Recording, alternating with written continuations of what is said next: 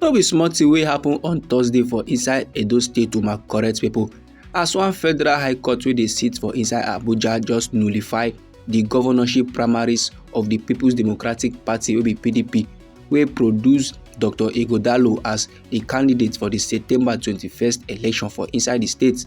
Di kind joy wey di opposition party wey be di All Progressive Congress dem get e dey beyond measure. Even Philip Shaibu sef come outside come dey yarn say he has been vindicated, say im bin dey talk about the primaries but nobody wan be lis ten.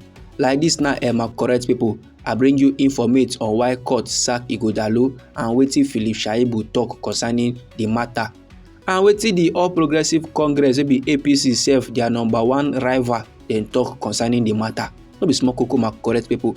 So sharply, without wasting much of your time, make I give you the details of this informate.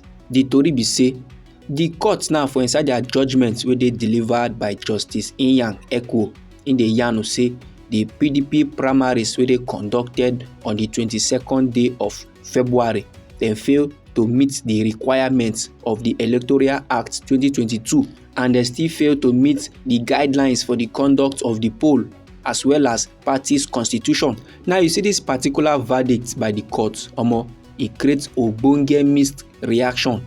The kind controversy wey this thing cause no be here o.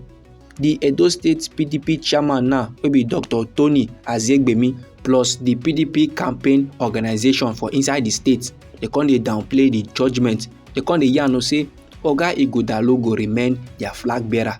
However, my correct people, the past Edo State deputy governor wey be Philip Shaibu wey been kick against the primaries and he be even challenge the outcome for inside court. He come dey yarn say last he has been vindicated. You know say normally na Oga Philip Shaibu na be the winner of the parallel PDP primaries, but he come later carry matter go court because e shock am say the party come submit Oga Ighodalo name as their standard flag bearer. So now why Oga Philip Shaibu now dey get joy say court don finally nullify the primaries, and just like Philip Shaibu, the opposition party wey be the All Progressive Congress APC, them too dem celebrate wetin no good based on the judgment of the court, and based on say their governorship candidate wey be Senator Monday Okpebholo, im come go dey give advice to Oga Ighodalo say e go good now make im just kuku withdraw from the contest o. And you know another shocking part, the APC come dey persuade the PDP flag bearer wey be Oga Ighodalo say make im just kuku comot from PDP kwano and make im join the APC campaign, make life for sweet for am. No be small matter my correct people. Now make I yarn you legit unto why court sack Oga Ighodalo. The judge wey be Justice Sኢና Ekwo come dey yarn say the evidence wey dem carry come court e dey show say Oga Ighodalo no emerge through a valid process. That is to say, he no win through legitimate means, he follow Appian way. And Justice Ekwo come dey yarn say the exhibits wey dey presented by the Peoples Democratic Party, e dey show say the returning officers wey prepare the result sheets, they just sit down for one place to manufacture the outcome of the exercise.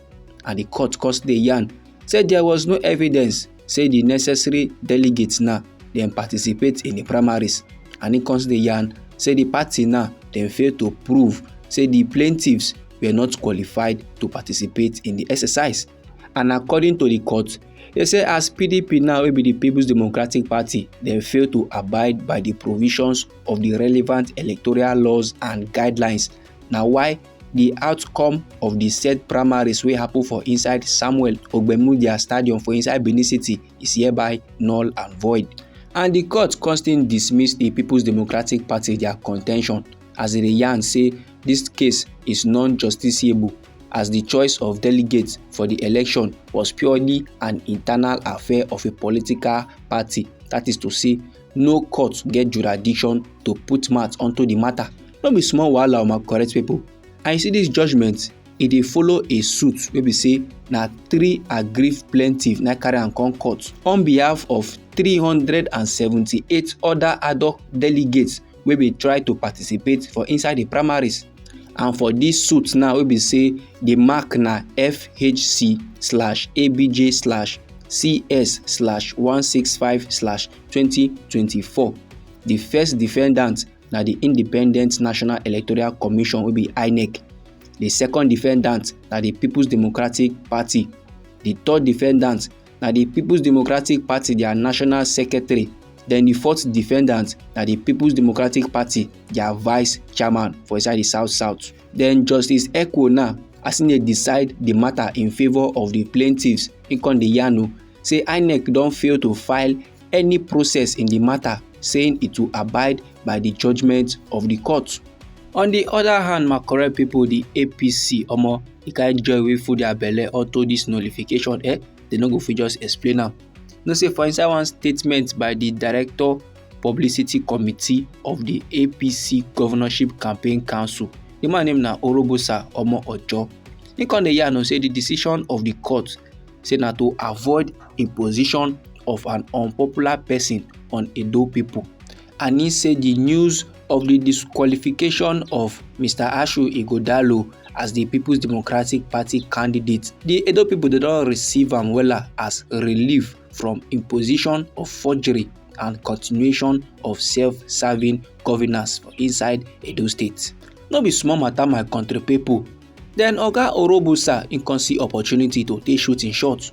In come dey yarn say as APC be now, they be progressive party. They call on Mr. Ighodalo make him join hands with Senator Okpebholo to retake the state and reset am for prosperity.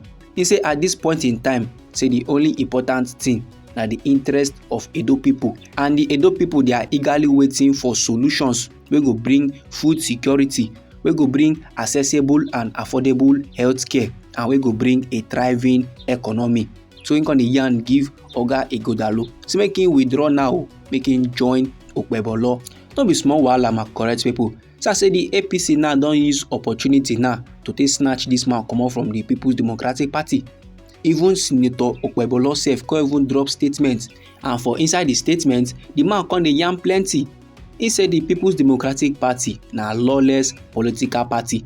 They dey incapable of conducting their own internal affairs, and he say the court judgment now na clear indication say the All Progressive Congress na the ogbonge party for the upcoming governorship polls, sake of say the party dey always put the people dem first before any other thing. Then him come dey call on the PDP candidate wey be Mr. Ighodalo to make him take the path of honor and make him withdraw from the race based on say the governor of Edo State wey be Godwin Obaseki don mislead am, and he come dey yarn say the bad policies of the People's Democratic Party for inside Edo State, the level of insecurity, plus the unemployment rate, plus cultism, plus flood, plus bad road, and disregard for traditional institution, all these ones na clear example of the disastrous end wey dey await the party for inside the upcoming polls. So that's my correct people, na the informate wey I say make I share give all of una.